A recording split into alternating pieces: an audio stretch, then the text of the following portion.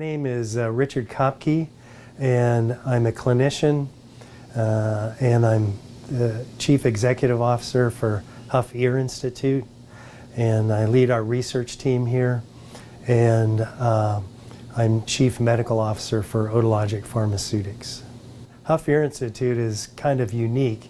It is a research institute, so a lot of us wear two hats of research and taking care of patients doing surgery.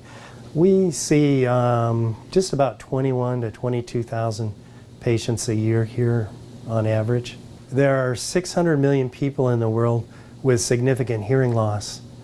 300 million of those have disabling hearing loss, which means they need a hearing aid or a cochlear implant or something so they can hear well enough to get an education and hold a job. The only technology that's available to help in this area of sensory neural hearing loss, which is the loss of inner and outer hair cells, is either a hearing aid or a cochlear implant.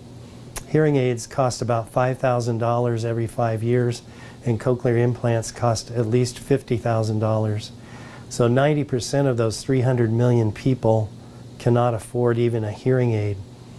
So being able to regrow the inner and outer hair cells and restore hearing could be just a breakthrough treatment. Once the hair cells are lost, they don't come back. So it's a permanent deficit. This type of hearing loss, nerve deafness, loss of hair cells, is very common among farmers and anyone who works on the oil patch.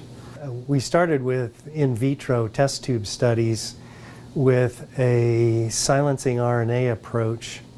There's a protein in the mammalian inner ear that blocks hair cell regeneration. So the silencing RNA destroys the message for that protein and knocks down that protein, which is like a parking brake on the whole regeneration process. And once you knock out that parking brake, then the regeneration can occur. So the hair cells were regenerated and the hearing was restored in clinically meaningful amounts.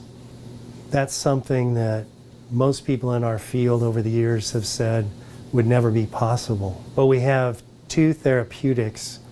One is a pill that in preclinical models seems to be very effective at treating tinnitus, this perception of noise in the ears that's subjective and very bothersome to people. It also seems to regrow the nerve endings in the inner ear and may be able to restore hearing.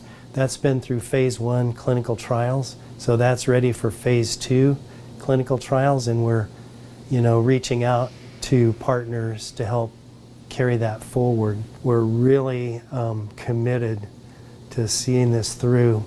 Millions of people will have restored hearing worldwide.